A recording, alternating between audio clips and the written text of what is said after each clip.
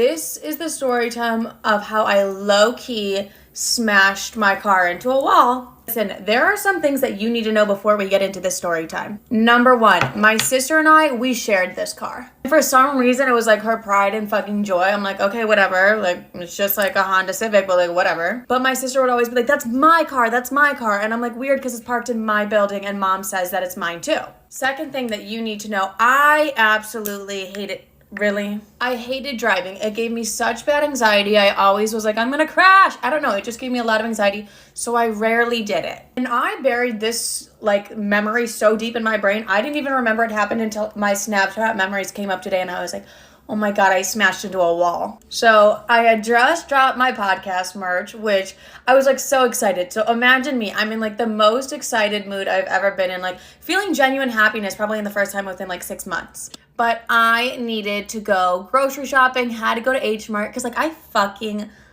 love H Mart. Just had to get some stuff for my dinner. So as soon as I get in the car, I'm blasting my music because I'm in my happy bitch vibe. So I'm listening to like all my favorite songs on full volume. At the same time, I'm like having to talk myself out of a panic attack the entire time because I still have driving anxiety. But I was so fucking happy that the anxiety didn't even like really hit me at that point. So I'm coming back with my groceries, blasting my music, and I'm like, yeah, living my best fucking life. So I'm turning the corner in my parking garage, and immediately I hear, what the fuck was that? Why did I think I could impersonate a car crash? Whatever, I smashed into the side of my parking garage. Like I smashed the side of the car and it's like dragging along the wall. But I'm delusional at this point. I'm like, I did not just hit the side. Like, I did not do that. I'm also like, it won't be that bad. Like, it won't be that bad. I get out of the car to check, and the whole side of the car is, like, completely dented and scratched. And I'm like,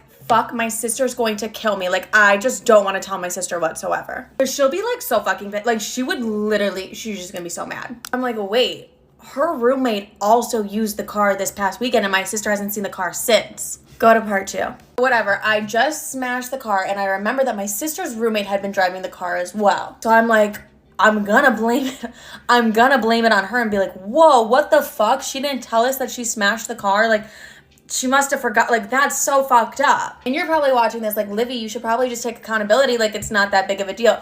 I was petrified of my sister. Like, absolutely not. I'm gonna blame everyone else but me. So I'm freaking out. I call my mom and I'm like, Mom, like I fucking smashed the car. Like I smashed the car. I says he's gonna kill me. I smashed the car. So I send my mom pics and she's like, Liv, what the fuck were you doing? And I was like, Mom, I was like celebrating my podcast merch drop. Like I was excited. Like, Mom, like I cannot tell Sissy, like I can't. I have to blame it on her roommate. And my mom's like, do not do that. Don't fucking blame it on her roommate. Don't do that. I'm like, well, I'm probably going to. My mom's like, just let her know what happened. So later that night, I'm on the phone with my best friend and we're talking about my podcast merch drop and just like the fact that I smashed the car. I'm like, I fully smashed the car and like, I'm terrified. And my best friend's like, you have to tell Sissy, like you have to tell Sissy. And we're like laughing and joking about the situation. I literally don't know why. I'm like, you know what? This is the best idea I've ever had.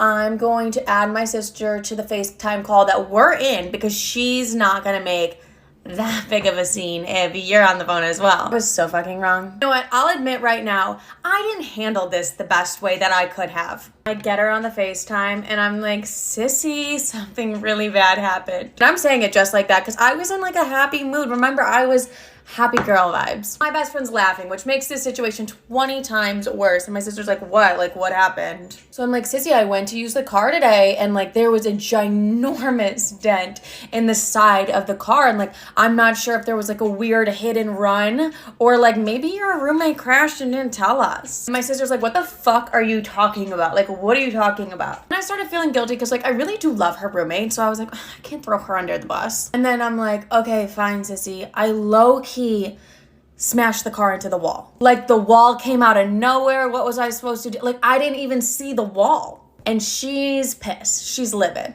And she's like, this is exactly why I told Mom I didn't want you driving the car. Like I never wanted you driving it. And I'm like, Sissy, I have anxiety when I drive. Like a lot worse could have happened. Don't you worry if like I'm okay right now. It's like you're laughing and smiling like you're clearly fucking fine. And she's like, you're paying for all the damages and you're not using the car anymore. And I'm like, that's a fucking blessing to me because I have anxiety about driving regardless. So that's the story time of how I low-key crashed my car. These are the story times of reasons I should have broke up with my ex-boyfriend but didn't. Do you guys remember when that trend was big on TikTok where it was like, check his bathroom to see if he has girl products and that's how you know if he has a girlfriend? So obviously I did that the first time I went to his house and I found like the Too Faced hungover setting spray. This is not an ad. Fuck you, Too Faced. Kidding, you didn't do anything wrong. I was just in a horrible relationship. I found that and I was like, what the fuck is this? And he was like, I used to have a gay roommate. He had all of those things. And I was like, what? But you guys have to remember I was in my dumb bitch era, so I just kind of let that one slide. But if I was to do that over today, I would have just thrown the bottle at his head and walked out. Next one will be a trigger for any time I'm in a relationship moving forward. When he's private so he doesn't post you on his Instagram. I just have a private life. I have a private life. Then delete fucking Instagram. Then delete fucking Instagram. I'm like, you have 400 followers. It's an intimate gathering over at your account. You can let them know that you have a girlfriend. But honestly, you should never beg someone to post you on their Instagram. Like, he should have posted me the minute I said yes to being his girlfriend because that will always be the biggest achievement of his life. The next one happened on my birthday. So he took me to Nobu for my birthday and I made him take 1 million photos of me on his phone, obviously. And when we were waiting for the subway, I went to look at the photos that he took of me and on his camera roll, another bitch popped up of like photos of him with her. You guys, I lost my fucking mind. I think I just looked at him and I was like, this makes you 20 times more unattractive than you already were. And then I was like, honestly, it's taking everything in me not to like shove you in front of the subway right now because you're fucking disgusting. He was trying to convince me it was one of his coworkers that I knew, and I was like, that's even fucking weirder. But then I locked him out of my apartment with all of his stuff in my apartment, and he threatened to literally burn down my apartment building. And I told him to fucking do it. And then I left him. But 3 weeks later, I did end up getting back together with him. Probably simply because I was fucking horny and dumb and delusional. Towards the end of our relationship, I was honestly disgusted with him. And he was like so unattractive that I didn't want to fuck him anymore. Hey, I talk about how I faked having a UTI here. I don't know why I didn't record. And he was like, show me the medication for it. First of all, red fucking flag. If a man has to ask you to see your medication, he knows you don't want to fuck him. And I showed him some like fake antibiotics that I had and I was like, look. But like, that was an all-time low. My friends were like, if you have to fake getting out of sex with somebody, you're probably done with the relationship. Go to part 2. So my ex and I had to do long distance for the summer. And within the first 2 weeks of us being long distance, I was like, wait, he's pretty fucking boring. And I truly didn't know how I was going to do long distance with him because I was like, during the phone calls, I was like, oh my fucking God. Oh, also, when his bitch ass did post me on Instagram, I did not want to repost that. I did not want to repost that whatsoever. And you're probably thinking, oh, like you still wanted to keep your hoes interested in you. Is that it? Yup, that was it. That was 100% it. But that's how I knew. I was like, okay, Libby, you got to end this soon. I also feel like I threatened to fuck his best friend an absurd amount of times. I'm like, nobody in a healthy relationship is saying that they're gonna fuck his best friends as many times as I did. So I feel like the biggest one was like, I always had a weird suspicion deep down that he was seeing, like I was like, this man feels like he just has like a whole other life. I just honestly thought like I was being a little bit crazy because this was like my first relationship in 6 years. I'm like, bitch, relax. Like he doesn't, he could never pull that. The man had a whole separate girlfriend. Like, no, like it was my intuition warning me and I was like, fuck it. Also, when I had to call my sister and let her know him and I were back together, I called her a miserable fucking bitch. And my sister was like, really? Like, you're really with him again? I feel like if you have to defend a relationship that hard, you probably shouldn't be in the relationship, like, in the first place. So those are just some moments that, like, I was like, oh, I should probably leave this motherfucker. Also, my last one time he texted my roommate saying, hey, baby. And he was like, it was an accident. Choke and die. Like, choke.